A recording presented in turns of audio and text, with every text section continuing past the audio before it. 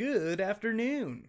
My name's Ryan from Reddit Voice, and today we're going to be looking at some of the top stories from r/prorevenge. But before we do, I'd really appreciate it if you could hit that subscribe button and that notification bell to stay up to date on all the latest videos. Fire me. You're all losing your jobs. My 2019 was wild, but with everything finally on the up and up, I feel I can tell this story here. After uni, late 2018, I fell on rough times and was forced to move back to my hometown. I tried to transfer my job to a branch in my area, but failed. Thus, I needed to get a new job. I settled for a 20-hour-a-week job at Bookies, with a second bartending job in the evenings. The Bookies is the target for my revenge, which was entirely accidental. Involved are the following: Janelle, my manager's manager, Shay, my manager, George and Gordon, my co-workers, and Kara, a co-worker at another store, who is relevant later. Names changed and/or redacted.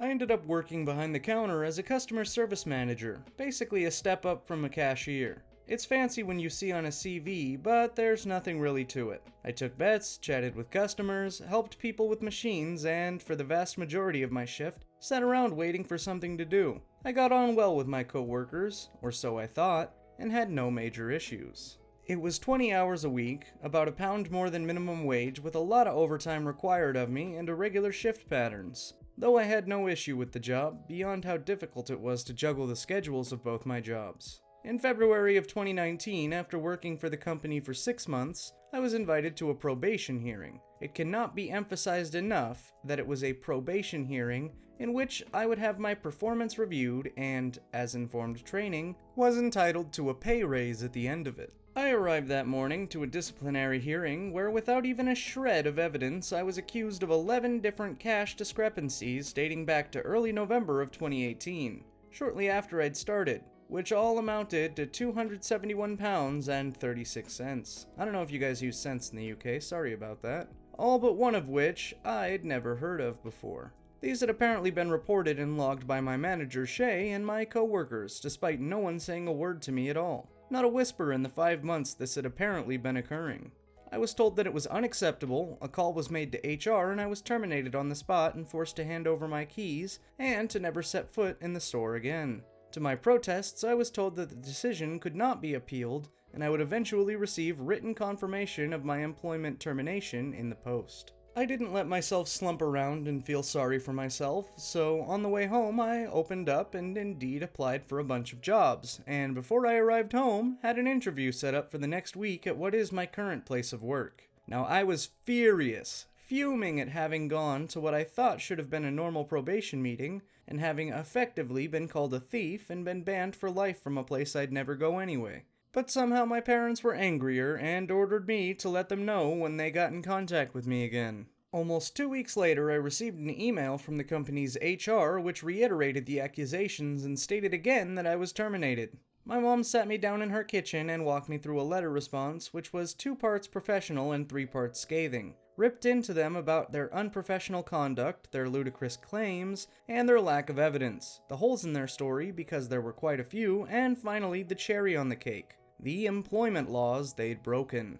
Now I didn't want much, just a nice reference, a promise that not a whisper of these accusations would turn up when my new job asked them for a reference, because by then I'd already been offered the job. I then attached the letter to an email to fire back at their HR department. Then I added Janelle's work email, then her boss's email, and finally the holding company that owned the brand, because I wanted to make sure this was seen. A bit of background, the Bookies I worked for is a brand that's owned by an international company. Their name, behind the scenes, is slapped on everything and they pretty much dictate everything we did. I'm not sure if the holding company is correct term, but I'll stick to that for now. Anyway, I sent this email with a 48-hour window for a response. I received a reply the next day from the same email that my demands were being met. I smirked victoriously and moved on with my life, happy to wash my hands with the entire ordeal. However, I'd set off a chain of reactions that I wouldn't know about until about 3 months later. 3 months on, I'd settled into my new job, a call center position with double the hours and well over double the pay. I'd gone through with training and was setting into my new position when I see a new set of trainees settling into my team. Among them was Gordon, one of my co-workers from the Bookies. I was stunned. Gordon had been at Bookies for 6 years when I joined. He was well liked, good at his job, and a favorite of the managers. There was no way he'd been fired.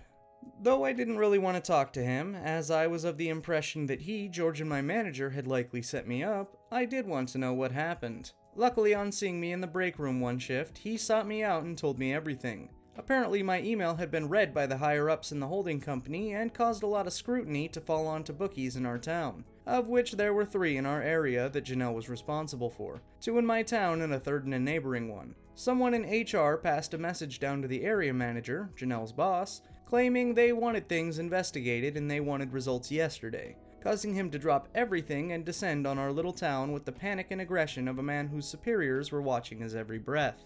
He went to Janelle, wanting to know why he hadn't been made aware previously that I was apparently stealing money, why I had been given keys to the shop and shifts on my own when allegations of that nature were attributed to me, and why I hadn't been put under investigation. Turns out Janelle had, in fact, put in my employee file that I was under investigation but had never actually gone through with any of the official procedures for monitoring and investigating me. Shock horror. Thus, she had fired me for the accused crime without looking into it at all, falsely claiming otherwise. Thus, the area manager took the dates and amounts of the cash discrepancies, confirmed they had been reported on those days, without my knowledge, in Shay's own logbook of the shop's cash, and sent that information on to our security team to investigate. Another little detail is that the CCTV for every shop in the brand is outsourced to a private security company who monitors each shop remotely and has access to all the cameras and video. As was procedure, they looked into the dates mentioned to see if I'd been doing anything untoward.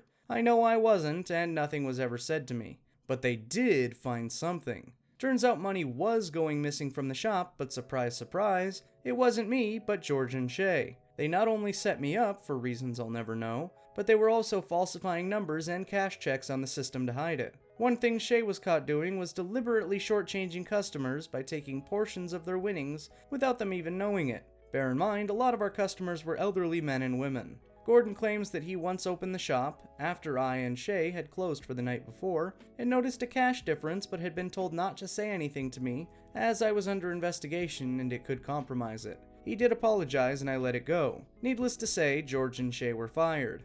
But it doesn't end there. Our team was small, including me, and there were a total of 4 people working at the store, as they hadn't been able to hire anyone to replace me. George and Shay's termination meant Gordon was the only employee at the busiest shop in our area. Even if they had been able to get other colleagues from other 2 shops to help out, it wouldn't have been enough to keep the shop open and manage the amount of customers, so they closed the location down until they could get the staff to run it. It was at this point Gordon handed in his resignation and applied for his job at my work, meaning they had no one.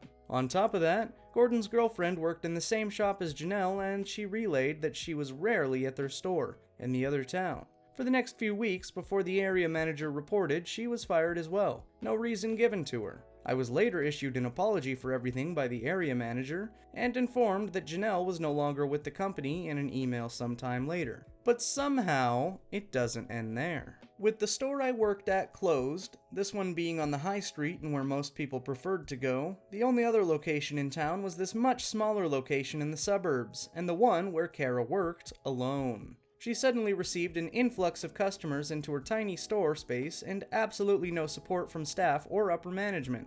Thus, for her own mental health, having already been overworked and underpaid, running an entire store by herself, she quit, meaning that location had to be closed down too. All of this at the worst possible time, March, when the Cheltenham Festival was occurring, which is a huge moneymaker for the gambling industry, even in a small town like ours. An opportunity the 3 other bookies on the high street reaped the benefits of instead of my old place, as the former customers went to them instead. As it currently stands, just over a year later, both shops remain closed, and I'm currently entering a job in cybersecurity, the training for which I paid for with my current job. Thanks for firing me, dumbasses. You did me a favor. Too long didn't read? I was fired for false claims of theft. I complained to the higher-ups. The real culprits lost their jobs. Every shop in town closed down, and they lost out on a bunch of money and customers. Update.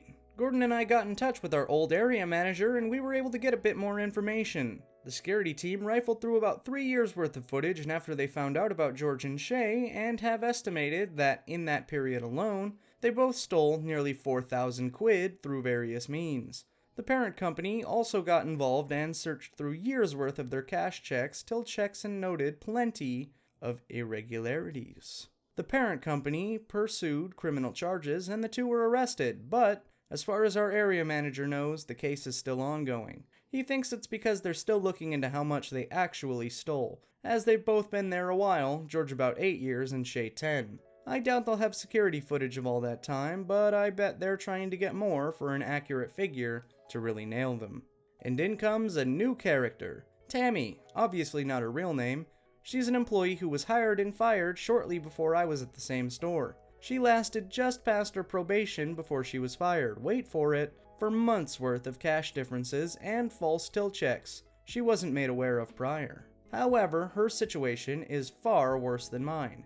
Tammy is in the process of suing the company for wrongful termination, alongside financial and emotional damages, as she was put under a lot of stress whilst in the job by Shay, who apparently left her to fend for herself and would refuse to step in when customers got aggressive, and then had a miscarriage shortly after her employment was terminated. Our area manager doesn't know anything more, as it's escalated and gone way above his head, and I doubt we'll be able to get any more information on it. But I doubt the company's doing too well on that front, and I wish her the best. Gordon and I are considering reaching out to some of the other fired employees, of which he can name a few who were terminated for similar reasons, to get their side of things. But it seems very clear what Shay and George were doing was going on for a long time, and I was only the latest scapegoat. Janelle, unfortunately, is perfectly fine as far as I'm aware. Her husband and her opened a taxi company several years ago, and she seems to have just gotten more involved with that. I haven't seen her, so I wouldn't know, but she was terminated for gross misconduct and for not following procedure, which is kinda what I expected. And Kara, who our area manager actually really dislikes, but is lovely and did not deserve what she went through, is doing okay. I've messaged her, and she and her partner recently bought a house. She also got a job as an events manager at a local historical site. She's happier there as she's actually has people to talk to and work isn't alone anymore. Too long didn't read again. George and Shay are being prosecuted after stealing thousands. A former employee's suing and going through the same thing as me, but worse. Janelle is fine and so is Kara. Thank you again for all the awards, updates, and support. And that brings us to the end of today's video. Did you like it? Make sure to check out some of our other stuff and maybe even subscribe. As always, my name's Ryan from Reddit Voice, and I look forward to seeing you guys in the next video. See ya!